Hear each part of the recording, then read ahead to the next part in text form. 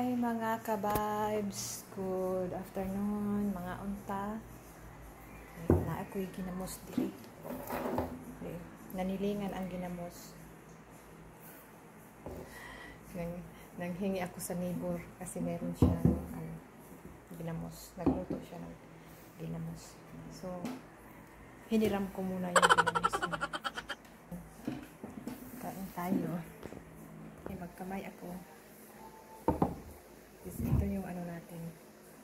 Meron akong kangkong na binoy. So, ayan. Ang bango ng yung ginamos ni Mari. Ang ginamos ni Maring Juni. Yan, ang kanin natin. Meron akong ano dito, kangkong pinakuluan. Ito, ang ginamos ni Mari. Nag-uli-uli yung ginamos ni Maring Juni.